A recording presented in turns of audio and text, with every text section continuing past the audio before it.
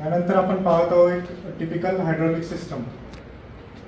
एक असंच साधं उदाहरण आहे हायड्रॉलिक सिस्टम कसा राहते आणि काय काम करते. तर तुम्ही यात पाहू शकता एक खाली कंटेनर आहे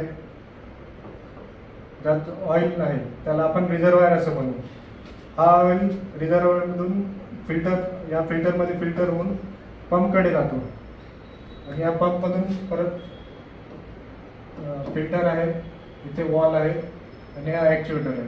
तर तुम्ही पाहू शकता ऑइल फिल्टरमध्ये जाते, त्यानंतर पंपमध्ये त्याचे प्रेशर वाढून ते पुढे सिस्टमला पाठवते आणि वॉलद्वारे आपण आपल्या जे पुढे ॲक्च्युएटर्स आहे किंवा सिलेंडरचं आहे त्याचे आपण वॉलद्वारे डायरेक्शन किंवा फ्लो चेंज करू शकतो.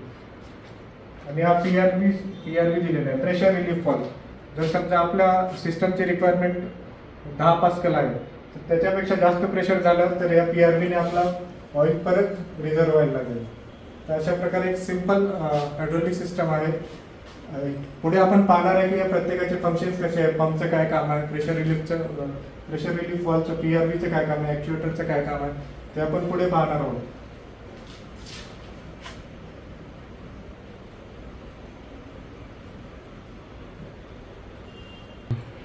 तर आता आपण पाहिलं एक टिपिकल हायड्रॉलिक सिस्टमची फ्लो डायग्राम पाहिली आपण. त्यानंतर आता आपण हायड्रॉलिक सिस्टममध्ये वेगवेगळे असलेले पार्ट्स त्यांची माहिती करून घेऊ, त्यांचे फंक्शन काय ते जाणून घेऊया. तर इथे आहे सर्वात अगोदर hydraulic fluid, non compressible fluid that transmit power. Mineral based hydraulic oils are the most common type.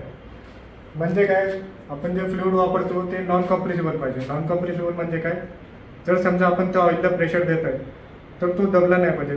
तर असं झालं तर काय होईल, आपण जे आपल्याला जे पॉवर ट्रान्समिट करायचं आहे किंवा एनर्जी ट्रान्सफर करायचं आहे तो आपला लॉस होईल. त्यामुळे जनरली प्रॅक्टिकली जर पाहिलं तर मोस्ट ऑफ दी फ्लुइड्स हे जास्तीत जास्त जे द्रव आहेत ते सगळे इनकॉम्प्रेसिबलच आहेत, सॉरी कॉम्प्रेसिबल आहेत, पण आपण आयडियली त्यांना इनकॉम्प्रेसिबल असं समजतो. त्यानंतर आहे रिझर्वायरचं काम आहे जे आपल्या सिस्टमला लागणारं ऑइल आहे ते पुरवणं आणि जास्तीचं ऑइल साठवून ठेवणं, स्टोर द हायड्रॉलिक फ्लुइड. त्यानंतर ऑइल फिल्टरचं काम आहे जे आपल्या सिस्टममध्ये डस्ट पार्टिकल्स आहेत त्यांना बाजूला काढून आपल्या सिस्टमला खराब होण्यापासून वाचवणं. त्यानंतर आहे प्रेशर रिलीफ वॉल्व, म्हणजे थोडक्यात PRV म्हणजे काय, आपल्या सिस्टममध्ये आपण हायड्रॉलिक ऑइल जे मेनली हायड्रॉलिक प्रेशरवर काम करत आहे. समजा आपण एका सिस्टमवर काम करत आहे आणि आपण खूप जास्त प्रेशर दिला आणि आपला जो ऑपरेटर आहे तिथं थांबलेला आहे, तर काय होईल, खूप जास्त प्रेशर दिल्याने काय होईल, तो होस फाटेल आणि ते ऑइल त्या ऑपरेटरला इजा करू शकते किंवा आपल्या सिस्टमला डॅमेज करू शकते. तर आपल्याला माहिती की आपल्या सिस्टमला मॅक्झिमम प्रेशर किती पाहिजे, तर ते आपण PRVने सेट करतो. एक सेफ प्रेशर आपण त्या सिस्टममध्ये सेट करतो. त्याने काय होईल, समजा आपलं मॅक्झिमम प्रेशर आहे सिस्टमचं 100 पास्कल आणि जर आपल्या सिस्टममध्ये 101 किंवा 105 पास्कल जर तयार झालं तर हे PRV काय करेल, तो जो प्रेशराइज्ड ऑइल आहे त्याला परत रिझर्वायरकडे पाठवेल. असं केल्याने काय होईल, आपल्या सिस्टमची प्रेशर डाऊन होऊन जाईल आणि आपला सिस्टम आणि जो ऑपरेटर आहे ते दोन्ही सेफ राहतील. नेक्स्ट आहे हायड्रॉलिक पंप. हायड्रॉलिक पंपचं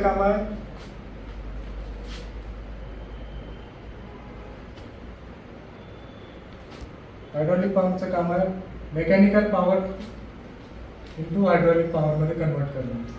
म्हणजे काय, आता आपण जनरली आपले जे पंप आहेत ते 2 टाईपचे आहेत, एक्सटर्नल गिअर पंप आणि इंटरनल गिअर पंप. आपण एक्सटर्नल गिअर पंपच्याद्वारे कसं काम होतं ते पाहूया. इथे तुम्हाला 2 गिअर दिसत असतील. तर हा एक एक्सटर्नल टाईपचा गिअर आहे. तर यामध्ये आपला एक ड्रायव्हर असेल आणि एक ड्रिव्हन. म्हणजे काय, एकाला आपण ड्राईव्ह करत आहे मोटरने किंवा बेल्टच्या सहाय्याने या गिअरला आपण ड्राईव्ह करत आहे, गोल फिरवत आहे. आणि हा दुसरा याच्यामुळे जो मेश आहे दुसरा गिअर, त्या वरच्या ड्रायव्हर गिअरमुळे हा खालचा ड्रिव्हन गिअर फिरत आहे. तर या ठिकाणी आपण याला मेकॅनिकल पॉवर दिलेला आहे, याला शाफ्टद्वारे किंवा मोटरद्वारे आपण फिरवत आहे. त्याचा वापर करून आपण इकडून जो येणारा ऑइल आहे आपल्या ज्या गिअरच्या टीथमध्ये पॉकेट राहतात त्या पॉकेटमध्ये ऑइल कॉम्प्रेस होऊन दाबून त्याचा प्रेशर वाढवला जातो. अशा प्रकारे आपण मेकॅनिकल वर्कचं हायड्रॉलिक प्रेशरमध्ये कन्वर्ट करतो, हायड्रॉलिक पॉवरमध्ये कन्वर्ट करतो. तुम्ही इथं पाहत असाल की ऑइल इथे एंटर करत आहे. त्यानंतर इथे टीथमध्ये हा जे गिअर टीथ राहतात त्या पॉकेटमध्ये ऑइल फसते आणि दुसरा ऑइलसुद्धा दुसऱ्या गिअरचा टीथ जेव्हा त्या गिअरवर दाब देतो तेव्हा तो ऑइल प्रेशराईज होतो आणि तो प्रेशराईज झालेला आपल्या पुढे सिस्टमला जाते किंवा ॲक्च्युएटरला जातो. एक्सटर्नल गिअरमध्ये दोन्ही गिअरचे दात जे आहेत ते बाहेरच्या साईडला आहे. त्याच्या उलट इंटरनल गिअरमध्ये काय आपला हा एक मध्ये स्पर गिअर आहे आणि बाहेरच्या साईडने रिंग गिअर म्हणजे काय ज्याचे दात आतल्या साईडला आहे तर तो इंटरनल गिअर. यामध्ये पण सेम वर्किंग आहे. आपलं ऑइल एका साईडने येत आहे आणि ते जे दात आहेत आपल्या गिअरचे त्या दातामध्ये ऑइल आल्यानंतर दुसऱ्या गिअरच्या दातामुळे त्याच्यावर दाब पडतो आणि त्याचे प्रेशर वाढून तो प्रेशराईज ऑइल आपण पुढे सिस्टमला पाठवतो. तर असे आपण जनरली 2 टाईपचे पंप वापरतो, एक एक्सटर्नल गिअर पंप आणि दुसरा internal gear pump.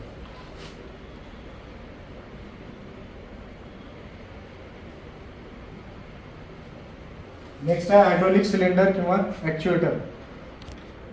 Hydraulic fluid pressure it converts hydraulic fluid pressure into linear machine such as lifting और पुशिंग.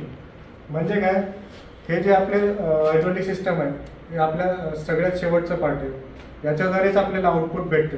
जे आपण हायड्रॉलिक ऑइल प्रेशरने इनपुट देत आहे त्याद्वारे आपल्याला काही काम करून घ्यायचं आहे. ते काम आपल्याला ॲक्च्युएटर्स किंवा हायड्रॉलिक सिलेंडरने भेटते. तर तुम्ही इथे पाहू शकता 2 टाईपचे ॲक्च्युएटर्स आहेत किंवा हायड्रॉलिक सिलेंडर आहे. हा पहिला जो आहे आपला ॲक्च्युएटर तो आहे सिंगल ॲक्टिंग सिलेंडर.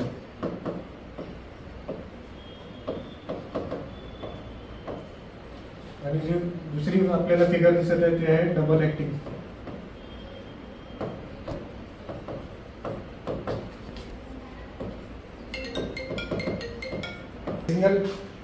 सिंगल ॲक्टिंगमध्ये काय होतं आहे आपल्या जो तुम्ही इथे पाहू शकता एक पिस्टन आहे, स्प्रिंग आहे आणि हा स्टीम रॉड आहे.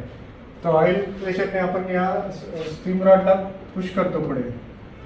ऑइल प्रेशरने आपण फक्त याला पुढे ढकलत आहे. तो परत येण्यासाठी आपण इथे स्प्रिंग दिलेला आहे. म्हणजे काय, आपण जो ऑइल प्रेशर आहे फक्त एकाच डायरेक्शनला मूव्ह करण्यासाठी वापरत आहे. तर त्याला जेव्हा वापस यायचं आहे तेव्हा आपण हा स्प्रिंग फोर्स वापरत आहे. त्याऐवजी डबल ॲक्टिंगमध्ये काय होतं आहे, दोन्ही बाजूने आपण ऑइल प्रेशर देऊ शकतो आणि दोन्हीकडून काम करू शकतो. जसं की समजा मला डबल ॲक्टिंगमध्ये काय होतं आहे आपलं, जेव्हा आपण या साईडने प्रेशर देतो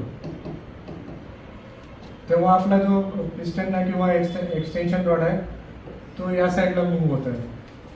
पण जेव्हा आपण रिटर्न स्ट्रोक पाहिजे असते म्हणजे परत आपल्याला डाव्या बाजूला पाहिजे तेव्हा आपण पिस्टनच्या उजव्या बाजूला प्रेशर देतो तेव्हा आपला पिस्टन लेफ्ट साईडला मूव्ह होईल म्हणजे डाव्या साईडला जाईल. तर अशा प्रकारे दोन्ही बाजूने आपण या हायड्रॉलिक सिलेंडरने काम करून घेऊ शकतो. त्याच्यामुळे याला डबल ॲक्टिंग सिलेंडर असे म्हणतो. नेक्स्ट आहे non return valve. Non return वॉलला चेक वॉल असेही म्हणतात. याचं काम काय, जे आपलं हायड्रॉलिक सिस्टम आहे त्या हायड्रॉलिक सिस्टममध्ये आपलं जे ऑइल फ्लो होत आहे त्याला एकाच दिशेने जाऊ देणे, दुसऱ्या दिशेने हा वॉल जो आहे फ्लुइडला येऊ देत नाही. म्हणजे काय, आता या फिगरमध्ये आपण पाहू शकता हे एक बेस. तर आपण पाहू शकता हे नॉन रिटर्न वॉलची बॉडी आहे. आपला वॉल सीट आहे आणि इथे पाहू शकता हे स्प्रिंग्स.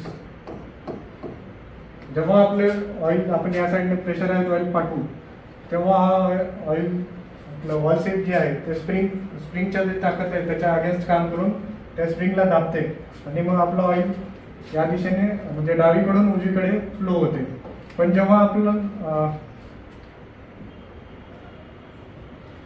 जेव्हा ऑइल समजा उजवीकडून डावी साईडला येण्याचा प्रयत्न करते तेव्हा या स्प्रिंगच्या ताकदामुळे हे जे वॉल सीट आहे या ठिकाणी बंद करून टाकते. हा जो पोर्ट आहे हा बंद करून टाकते, त्यामुळे ऑइल उजवीकडून डावीकडे येऊ शकत नाही. तर हे काम आहे आपल्या नॉन रिटर्न वॉलचं.